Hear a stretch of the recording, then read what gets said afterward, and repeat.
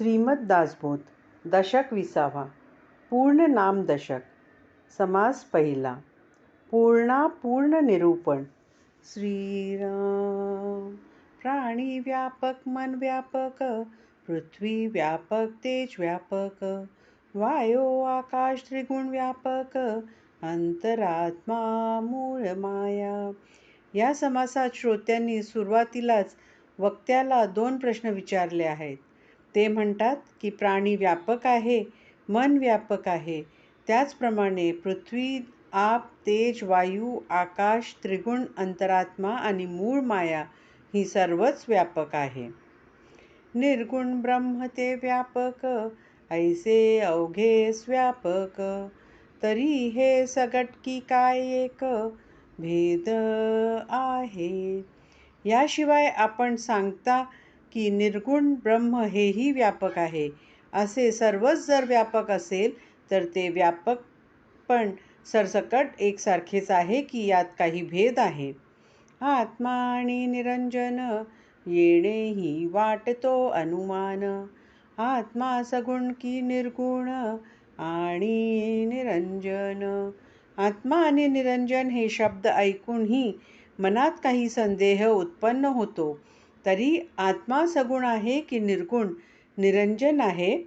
श्रोता संदेही पदिला, तेने संदेह वाढला, अनुमान धरून बैसला, कोण तो कैसा. याप्रमाणे श्रोत्यांच्या मनात संदेह उत्पन्न झाला आणि अनुमानाने तो वाढतच चालला. कोण कसा आहे याविषयी तो अनुमान करीत बसतो. ऐका पहिली आशंका, अवघा गलबला करू नका, प्रकट करूनी विवेका, प्रत्यय पाहावा.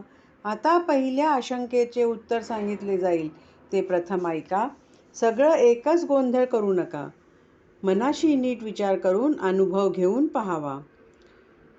शरी पाडे सामर्थ्य पाडे, प्राणी व्याप करी निवाडे, परी पाहता मनाय वेवढे, चपळ नाही. प्रत्येक प्राण्याचे शरीर भिन्न भिन्न प्रकारचे असते आणि त्याच्या शरीरास अनुसरून त्याच्या सामर्थ्यानुसार लहान मोठे प्राणी व्याप करीत असतात. पण स्थूल शरीर मना एवढे चपळ असत नाही. चपळपण एक देसी, पूर्ण व्यापकता नव्हे त्यासी, पाहता पृथ्वीच्या व्यापासी, सीमा आहे. मनाचे चपळपण ही परिपूर्ण नाही, कारण मन एका वेळी एकाच विषयाचा अंगीकार करते. म्हणजेच ते एकदेशी असल्याने त्यास पूर्ण व्यापकता नाही. पृथ्वीचा व्याप पाहिला असता त्यालाही सीमा आहे हे स्पष्टपणे कळून येते. म्हणजेच प्राणी, मन, पृथ्वी हे संपूर्ण व्यापक नाहीत. तैसेची आप आणि तेज, अपूर्ण दिसती सहज, वायो चपळ समज, एक देसी. त्याप्रमाणे आप आणि तेज हे अपूर्ण आहेत हेही सहज कळून येते आणि वायू तर चपळ असून एकदेशी आहे हेही जाणून घ्यावे. गगन आणि निरंजन ते पूर्ण व्यापक सघन, कोणी एक अनुमान तेथे असे चिना. गगन आणि निरंजन ब्रह्म हे दोन्ही पूर्णपणे व्यापक असून सर्वत्र घनदाट व्याप्त आहेत. यात अनुमान करण्याचे कारणच नाही. त्रिगुण गुणक्षोभिणी माया, माईक जाईल विलया, अपूर्ण एक देसीतया, पूर्ण व्यापकता न घडे. त्रिगुण आणि पंचमहाभूते, गुणक्षोभिणी माया ही सर्व माईक असून नाश पावतात. जे अपूर्ण आहे आणि एका वेळी एकाच स्थानी असते त्यास पूर्ण व्यापकपण नसते. आत्मा आणि निरंजन हे दोहीकडे नामाभिधान, अर्थान्वये समजून बोलणे करावे. आत्मा आणि निरंजन या शब्दांचा प्रयोग दोन्हीकडे करतात. आत्मा म्हणजे जीवात्मा आणि आत्मा म्हणजे परब्रह्म अशा अर्थानेही त्या शब्दाचा प्रयोग केला जातो. ज्या संदर्भात प्रयोग केला असेल तसा अर्थ करावा. ही दोन्ही नावे पर्यायी आहेत. आत्मा मन अत्यंत चपळ, तरी हे व्यापक नव्हेची केवळ. सुचित अंतःकरण निवळ करून पहावे. अंतरात्मा आणि मन ही दोन्ही अत्यंत चपळ आहेत हे खरे, पण ते पूर्णपणे व्यापक नसते. एकाग्र अंतःकरण करून विचार करून पाहावा. अंतराळी पाहता पाताळी नाही, पाताळी पाहता अंतराळी नाही. पूर्णपणे वसत नाही चहूकडे. मन ज्यावेळी अंतराळात जातो किंवा जीवात्माही अंतराळात जातो तेव्हा पाताळी नसतो, पाताळी असतो तेव्हा अंतराळात नसतो. चहूकडे पूर्णपणे एकाच वेळी असू शकत नाही. पुढे पाहता मागे नाही, मागे पाहता पुढे नाही. वाम सव्य व्याप नाही, दश दिशा. ज्यावेळी पुढे असतो तेव्हा मागे नसतो, मागे असतो तेव्हा पुढे नसतो, डावीकडे असतो तेव्हा उजवीकडे नसतो, दश दिशांना एकाच वेळी व्यापून नसतो. चहूकडे निशाणे मांडावी, एकसरी कैसी सिवावी. या कारणे समजोन उगवी, प्रत्यये आपणासी. समजा चहू बाजूकडे निशाणे लावलेली असली तर एखादा माणूस एकाच वेळी त्या सर्व निशाणांना स्पर्श करू शकत नाही. हा अनुभव लक्षात घेतला की कळून येते की माणूस हा एकदेशी आहे, तो सर्वव्यापी असू शकत नाही. सूर्याला प्रतिबिंबाला हाही दृष्टांत न घडे वस्तूला. वस्तुरूप निर्गुणाला म्हणजे आहे. निर्गुण परब्रह्म शाश्वत आहे, तर सूर्याला उदयास्त आहेत. म्हणून सूर्याचे प्रतिबिंब जसे घयत पडते तसेच परब्रह्माचे बुद्धीत पडलेले प्रतिबिंब म्हणजे जीवात्मा असा दृष्टांत देणे योग्य ठरत नाही. घटाकाश मठकाश हाही दृष्टांत विशेष. तुळू जाता निर्गुणास साम्यता येते. घटकाश मठाकाश हाही दृष्टांत दिला जातो. आकाशाची हा दृष्टांत पहिल्यापेक्षा जास्त बरोबर आहे, कारण आकाशाचे निर्गुणाशी साम्य आहे.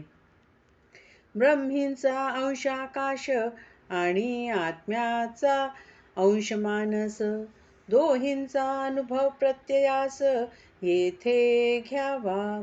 आकाश हा परब्रह्मींचा अंश आणि जीवात्म्याचा अंश म्हणजे मन असे जरी आपण म्हटले तरी दोन्हींचा अनुभव आपण घ्यावा, कारण दृष्टांत पूर्णाशाने कधीच साम्यता दर्शक नसतो.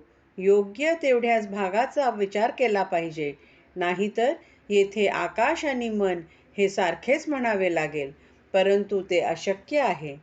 गगन आणि हे मन कैसे होती समान, मन नरसीळ महाजन सकळ ही जाणती.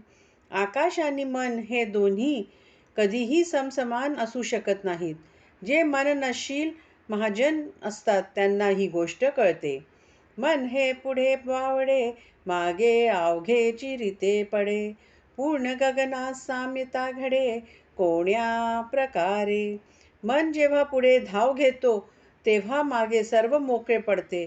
अशा एकादशी मनाची पूर्ण गगनाशी साम्यता कशी असू शकेल.